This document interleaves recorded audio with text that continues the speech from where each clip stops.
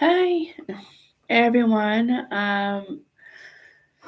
So, um, you saw the title on today's video. Basically, the reason why I'm starting this video is because I know a little while back I said, I wanted to write some books on my life story, on what I had to deal with to get where I am at now. But I also want to tell you guys my story of what I had to do to get here now. Um, so basically, right now, so what I want to talk about is where I was growing up. So, and a little bit about myself. So I am Jamie Raptulis. I am 43 years old, and I am uh,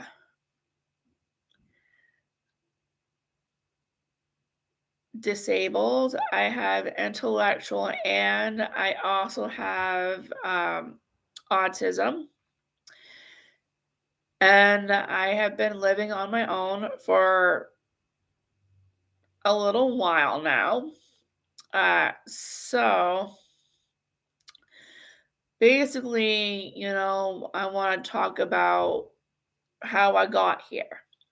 So basically, growing up, like I said, I grew up in Leamington, Maine. Of course, I had like a brother, a sister, and my parents. But when I was growing up, I kind of kept to myself. I really didn't like being around a lot of people because I felt kind of uh I don't know. I had a lot of anxiety about being around a ton of people. And when I went to family gatherings and stuff like that, I could feel it a lot. But mostly, I just like to keep to myself. I like to keep, I didn't like being around people, a whole lot of people. If it was like a small amount of people, I would have been fine with that. But I always had an issue with things like that. Um, and I did have a good childhood for the most part, but I always struggled trying to fit in. Uh, and I don't know if it had to do uh, with me feeling like I was getting treated differently. And I struggled trying to fit in. Um, and I hated that part of it, uh, but I think it was mostly I feel like my family was treating me differently because of my disability, and having other people treat me differently because of my disability as well. Um, Actually, no, I don't think I need this one. Oh, I'll just put that back in the fridge. Sorry, I apologize. I'm eating. Of course, diabetic, low blood sugar. And so I struggled with that a lot. So I just basically stuck to family when we had family gatherings, and my cousins and all the other kids used to come over. I used to play with them, but um, interacting with kids outside of the family, I had a hard time doing that. I even had a hard time interacting with my sister. I don't know if it had to do with the autism part of it. I just I had a hard time socializing. I think, basically, and so it took me a while to figure things out. I did notice that they were treating me differently. I could feel it a lot, and I always would rebel against it because I hated it. I always hated being treated differently. When I went to school, I was treated differently in school. Um, did I have friends? Yes, I had friends, but I didn't have a whole lot of friends in school. I did get along with a few people, but I wouldn't necessarily call them friends. But I basically struggled with a lot of stuff. Um, and so I just really felt like I had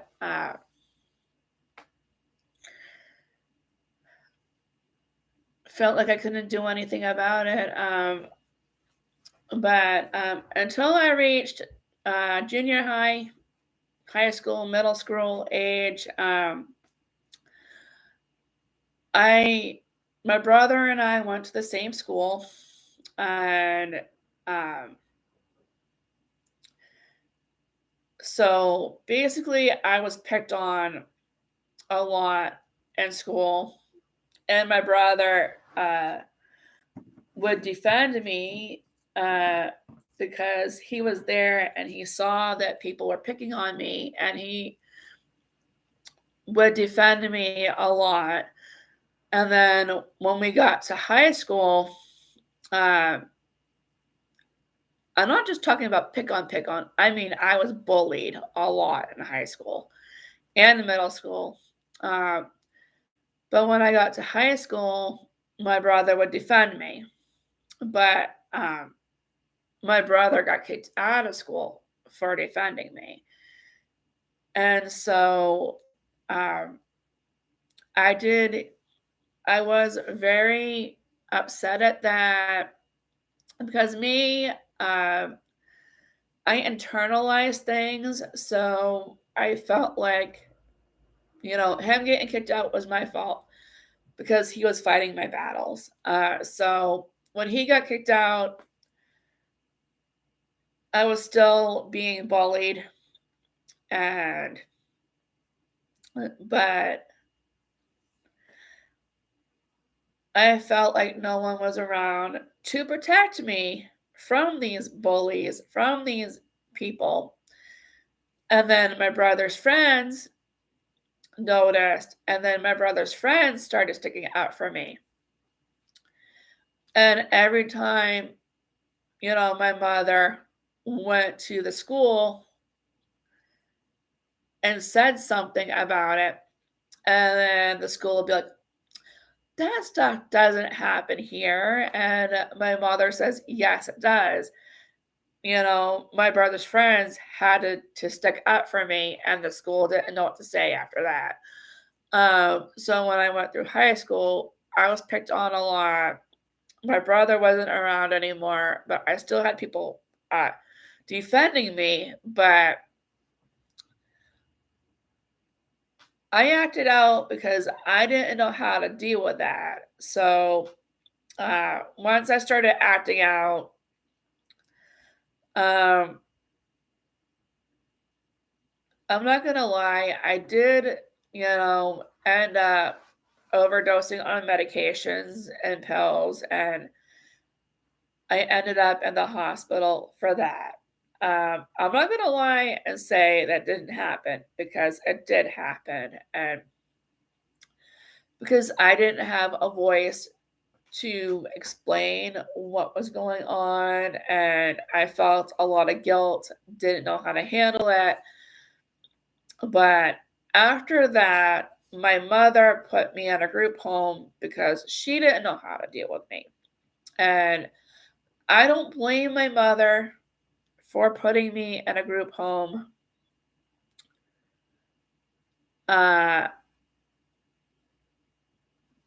Because she was trying to help me, but didn't know how to help me. So, and I understand. I get that. She was trying to help me, but didn't know how to help me. When she put me in the group home, I thought the group home was okay, and then once the rules started and all that, once I lived there for a few months, I started noticing a lot of things like I didn't have freedom there. I couldn't go out. I couldn't go anywhere unless I told somebody. If we were cooking or making meals or whatever, we had to tell them. If I wanted to stay in my room, I couldn't stay in my room for very long. I always had to socialize with somebody. And so if we had friends over, we had people over, we always had to be in that big, huge area with everyone around us. There was no privacy in that facility, which I didn't like. So every chance I got, I ran away from there, but they kept bringing me back. And then I kept running away, and they kept bringing me back. And so then my mother decided that maybe moving me out of there and into a different place would help, because back then I couldn't speak up for myself. People were always walking over me, always making decisions for me, not listening to me for what I had to say.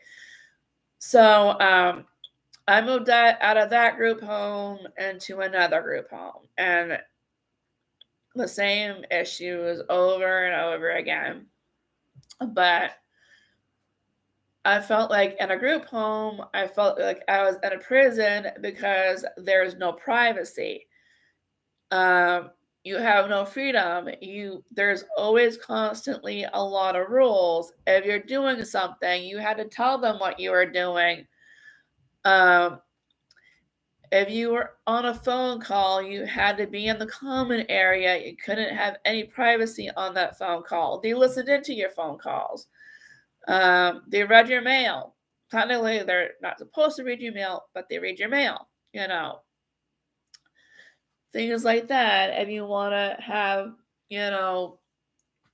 people visit or you go visit them, it always had to be a group thing to decide. It's like, if I'm going to go home and visit my mother, I'm going to visit my mother. If I want to go, visit friends, I'm going to visit friends. And at that time, I wasn't my own guardian, so it always came out to, oh, well, if Jamie wants to go here, we're going to have to ask her mother and ask her if it's okay. Well,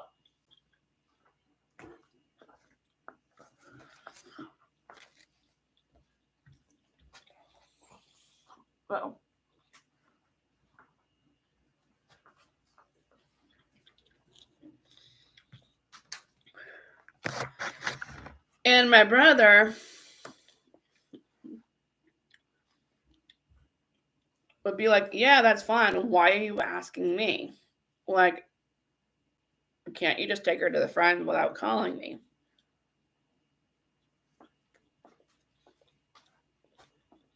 So it got to a point where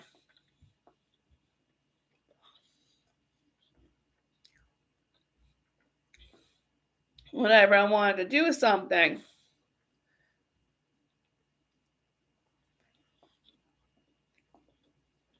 they called my mother. And my mother got fed up with it because, I mean,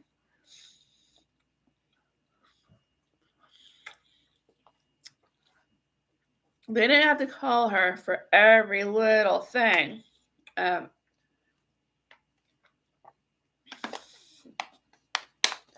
That's what she felt like they were doing. They were calling her for every little thing. If I wanted to get my hair dyed, they had to call and ask my mother's permission. If I wanted to get my hair cut, they had to ask my mother's permission. It's like, my mother didn't care if I did that. So she wrote out permission for me to get whatever I wanted done. If I wanted to visit somebody, I could visit somebody. So she wrote it in handwriting so they didn't have to keep calling her and asking her permission. But to me, it's like, what I wanted didn't matter. It's always, I never had a voice there. I felt like I said, I felt like I was getting stepped on, people walking over me. If I tried speaking up or defending myself or even trying to advocate for myself, they always wrote it down as me acting out. So I couldn't defend myself and I couldn't find my voice in that place.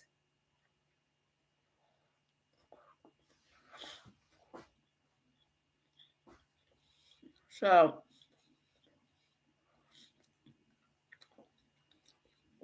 when I moved out of that group home,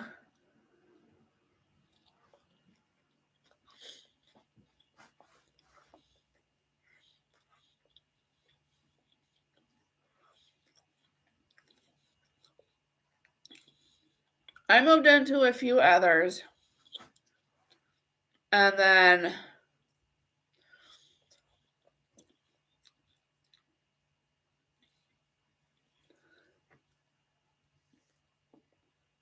the last one, I'm sorry, I moved into,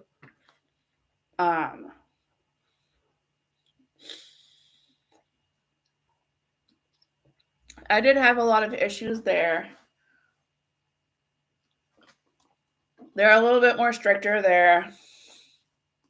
And so, my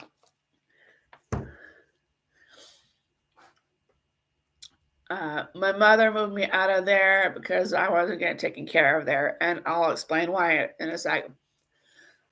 So when I moved into that group home, I thought, okay, I'm finally going to be getting taken care of. There won't be any more issues. I thought that I found.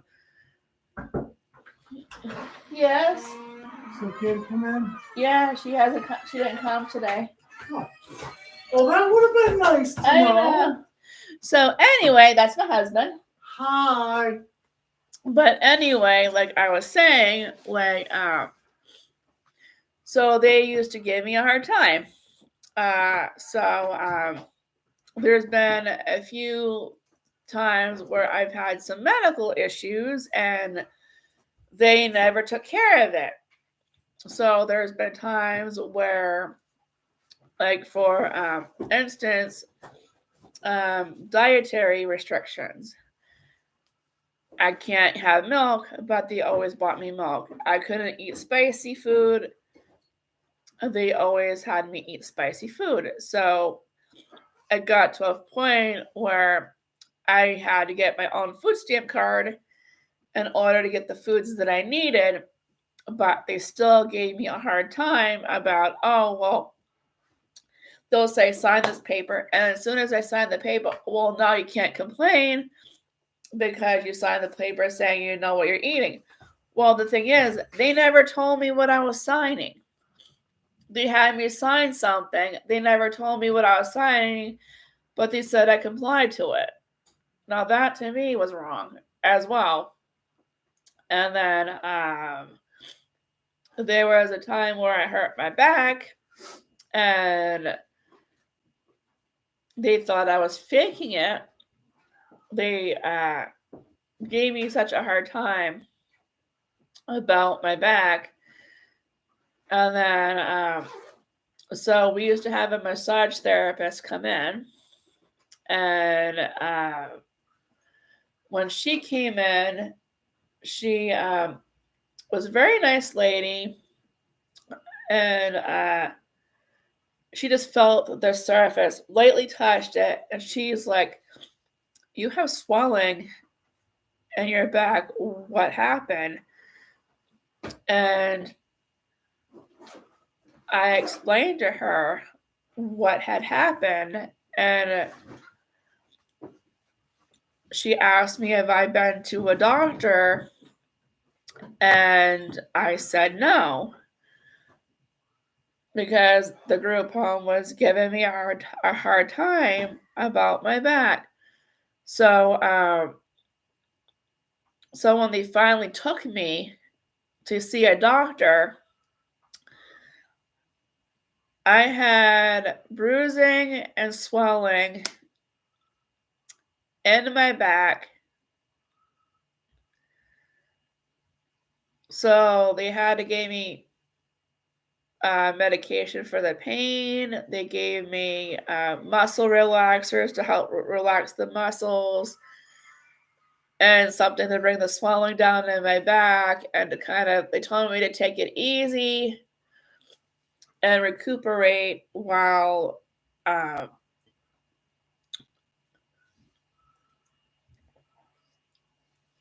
oh,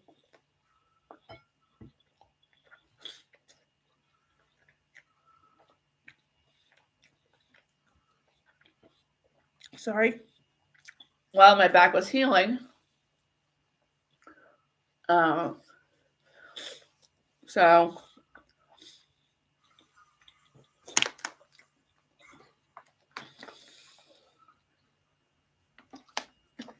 and then when my caseworker and my mother and I asked them why, if they knew about my back, why didn't they do anything about it? Staff told them that I never complained. And my mother said, "That's a bunch of bull. I know her, and if something's bothering her, I know she'll complain about it until something is done." So they said I never said anything because they're trying to cover their butts. And so they actually got in trouble and had an incident report written up about that. And then when I had to have my gallbladder taken out, I had the same issue because had a stomach ache all the time, and I was complaining about stomach issues all the time. And then so when I went, and then finally my mother got fed up and took me to my doctor's appointment herself. And it was a long drive for her from where she lived to me, and then taking me to my appointment, and then dropping me off and going home. That's just a lot of driving for her. So, but she did it. And come to find out that I had gallstones in my gallbladder and that they needed to be surgically removed. My mother was livid, was not happy to find out that there was something medically wrong with me.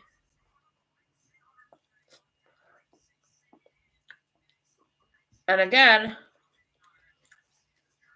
them acting like, oh, well, she never said anything. And my mom was like, you can't say that because I know her. So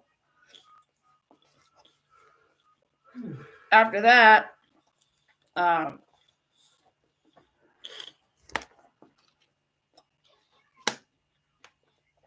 I moved out and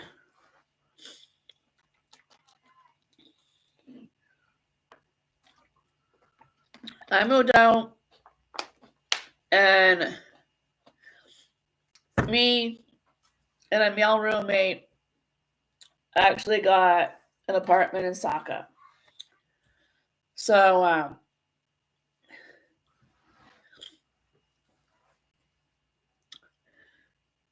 we lived there for a while, and then I had this roommate who used to act up all the time. He used to have Steph's car towed. He used to freak out at me, and I couldn't call anybody because he would rip the phone lines out the wall and he would hide all the cell phones, so I couldn't call anybody. And then once they figured out what was happening, I actually moved out. I felt bad because I had a cat at the time and she got left behind there for a while, and I didn't like leaving her there. So the place where he was living at actually took her in. So she wasn't by herself. I felt bad about leaving her by herself there. So once they said they would take her, the only thing I would have to provide was her food and her litter, and then I could go visit her until I could get a place of my own again. So after that, I lived in a crisis home for a while, or a different place, different homes, until I finally got into shared living. And once I got into shared living, I could have my cat with me. And I was happy about that. But still, I felt like I still had no voice.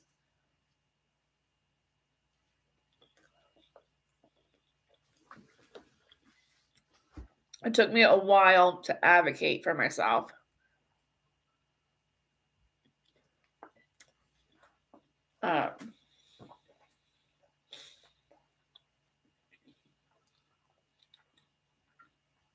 And I felt that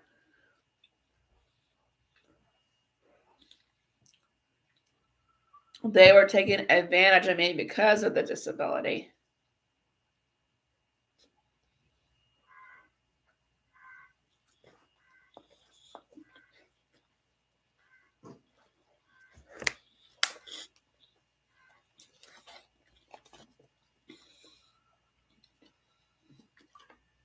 And then I had no say in the matter. And that's what it felt like to me.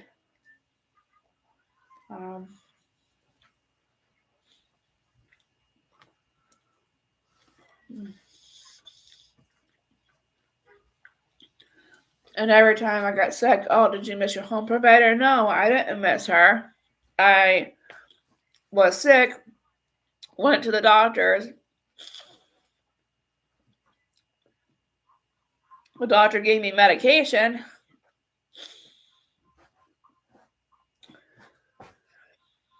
The staff never went to go fill the medication on time. So by the time she filled it, and I took it all, I couldn't get rid of whatever I had because she never filled the medication on time. And then she never really gave it to me until she remembered, oh, I have this, here you go, kind of thing. And then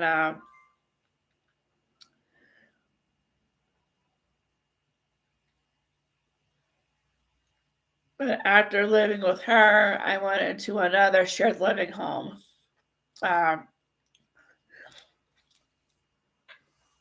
Because she passed away of ovarian cancer, so I lived with somebody else. And the person I lived with was very nice. I liked her and her husband. And I enjoyed living with her.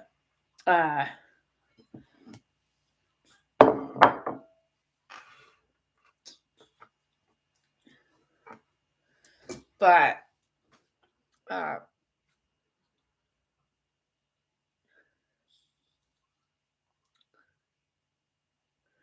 when I met my husband, things were a little different. I mean, I got to, go to his house. I got to spend the night there. So, of course, he was my boyfriend at the time. He wasn't my husband yet. But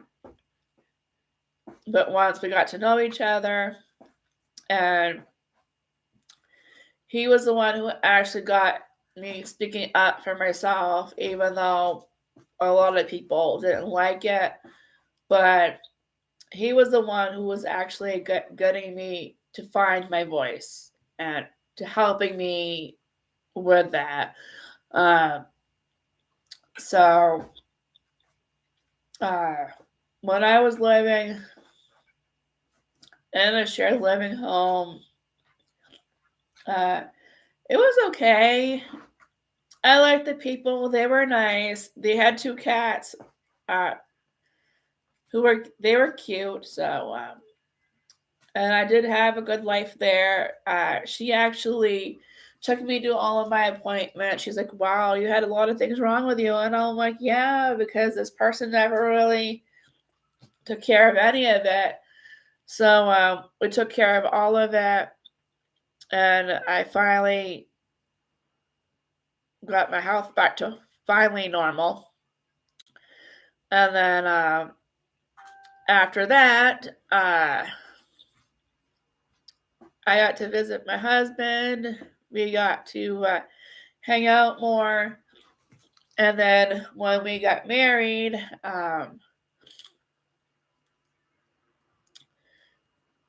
it was a little bit of a struggle because I was still living with her. He was still living with his mom. So I felt like he was my weekend husband at that time.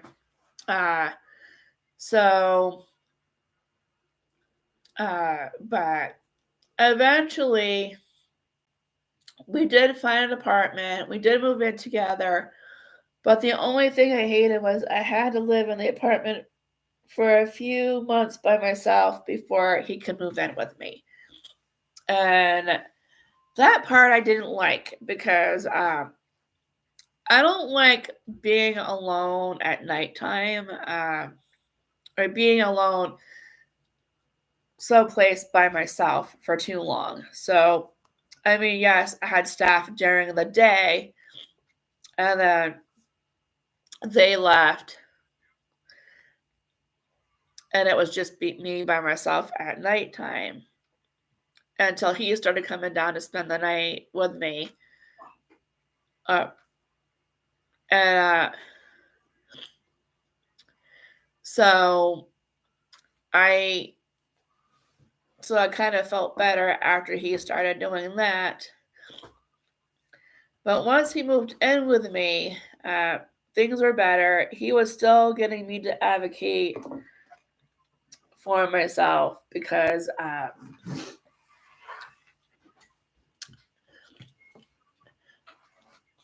the staffing I had and the agency that I had was always giving me a hard time. And then of course, giving him a hard time because he was teaching me how to speak up for myself and they didn't like that, that I was actually not letting them walk over me, that I was actually advocating for myself, and they didn't like that. So then they started making up things about him because they're trying to get him removed from the apartment, but they had nothing on him. And I think they got frustrated because when I was asked questions, I'm like, nope, that stuff doesn't happen here. So I don't know where you're getting your information from. Because they're trying to say that he was abusive or that he was abusive to staff or to me, or uh, they were trying to make him seem like he was unsafe, but he wasn't. So there was really no proof that he was. So, and they were getting frustrated because I kept sticking up for him because it was the truth that, you know, they kept provoking him him to act out in order to get him to kick out. But I'm like, no, that stuff doesn't happen here. I don't know what they're talking about. And I feel that when I had a program manager who started it, and she tried to get that people at DHS to, she knew somebody at DHS, and so they were trying to get him kicked out because of who he was acquainted with or who he was friends with. They're like, well, they can't do that just because this other person's a bad person doesn't mean that he is. So that part was a struggle a lot too. So basically, and she hated that she couldn't get him kicked out. I'm just like, what is he doing? He's defending himself. He's defending me. The only one I wanted out of the apartment was her. And then it's, oh, well, you look so depressed. You don't look happy. What's going on? They thought that he was the one causing the problems. And I was like, no, it's them. Them stressing me out, them trying to cause problems between me and him, trying to split us up. And I was getting sick of it because he was doing nothing wrong, and they tried to make it seem like he was doing something wrong, and he wasn't. So after she got let go, I started having a couple of other people, but a few other people that I've had were nice people, and some of them were still kind of the same, because the person that he had over was there. I couldn't have any services come in unless that person wasn't there. So, but as soon as all that went away, all the allegations went away, and all that, I'm like, okay, now we can settle down and have to deal with it. But again, more things come up. Other, staff would come in, and then they start making up stories about him. And it's like, can't this guy catch a break? Why can't they just leave him alone? And soon it was like, again, it was stressing me out, and it was probably stressing him out. I felt so bad for this guy. And so, but I decided that,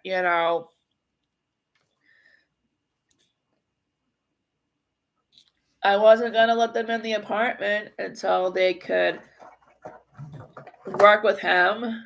And so I had a meeting one day, and my caseworker's like, well, I was told by your program manager that you weren't letting staff in the apartment. How come? And I said that I was protecting my husband. I got sick and tired of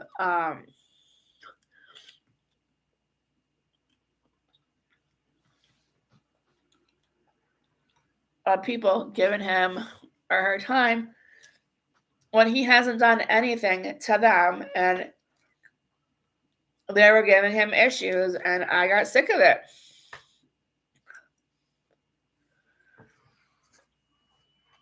You know, they were doing things and blaming him for no apparent reason, and so that was the reason why I wasn't letting them in. But the problem is that at that time, I was at jeopardy of losing my waiver, so I had to let them in, and so I did. But I was still keeping a good eye on them because I didn't trust them at all, especially a couple of them. And so a few came and went. And then we moved down to his another apartment. The only difference with that was that I had a landlord, which we would call a slumlord. I don't want to get too much into that one, but all I can say to that is that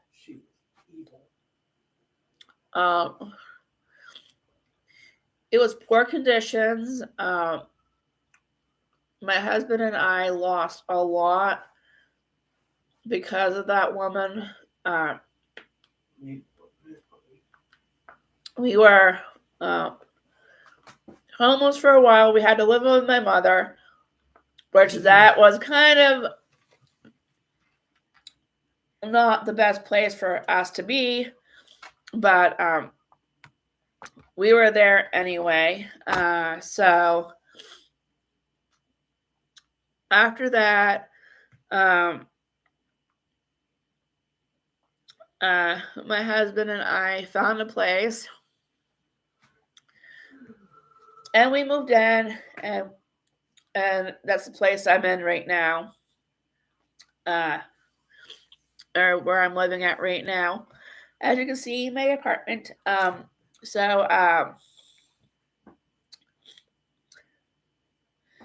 it took us a while to get settled in here, and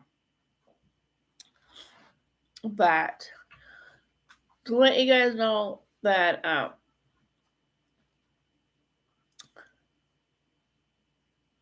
it took me a while to live independently. I've struggled a lot. Like I said, with my disability, I do have challenges. And they do have other programs besides the shared living and all that. They do have an in-home support program where people do come. Even though you live on your own, they do have people come in and help you out in your apartment. So, and that's what I have, is I have an apartment. I live on my own with my husband. And so I have staffing that come in a few times a week to help me with cleaning, to help me with doctor's appointments, going out and doing things like that. But I do want to share more on my story, and on my journey, but I don't want to put too much into this video. But that's part of what got me here, is that I had to advocate for myself quite a few times. Some people listened, some people didn't listen to me. And now, and it's not just other people, like staffing that was bullying me. I had a lot of other issues going on that, that people who bully you, you don't know who's going to bully you and why. So, but also, I want to say, the reason why I started the peer support videos is because I want to show people that they can live independently, that they can deal with the day-to-day stuff. So all the videos that I've done or put out so far is me trying to live my life, showing that you guys that I can live an actual normal life, that I can do things. I mean, yes, I do have a lot of mental health issues, and I have done some videos on those. There's a lot of videos that I've done that deal with my day-to-day stuff, like budgeting. I've done a budgeting video. I've done like cooking videos. I've done, a whole bunch of other videos that I want to get into at some point, but I know I can't right now. So, but yeah. The reason why I did do to start the peer support is because I want to show you guys that you can live on your own. You can, I mean, it is a struggle with, there's not another person there. Like if you live on your own, you have to pay your own bills. You got to make sure your bills are in on time. You have a lot of responsibility when you live on your own. And so that's the reason why I try to take you through my day-to-day stuff. A lot of my routines I talk about, I can't necessarily show some of them because a lot of my staff people don't want to be videoed. So I try to respect them. And I make video talking about what we're gonna do. I mean, eventually I will figure out something so I can show you what I do during the day. But and I do enjoy doing my videos for you guys. But I also want you guys to know that it's okay to ask for help once in a while. Like me, I need to ask for help a lot. My husband helps me out a lot here. Because I do struggle with a lot of stuff. If I don't have staffing here, he helps me. So, and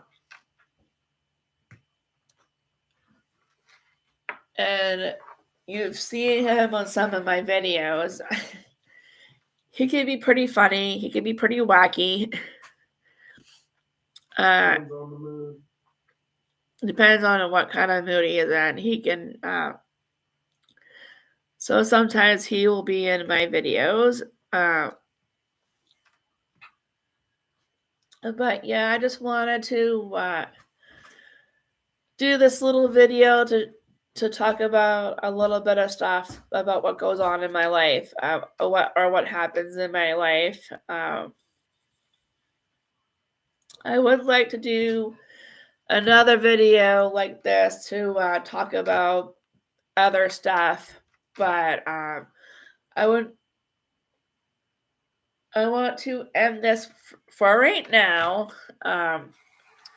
I do want to talk a little bit more on why I started the peer support videos, but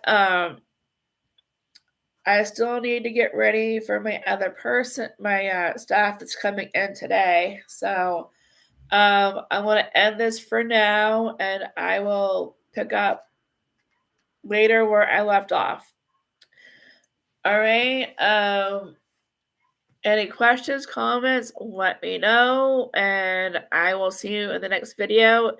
If there is something you think I can improve on, or you think I missed that you want me to talk about, let me know.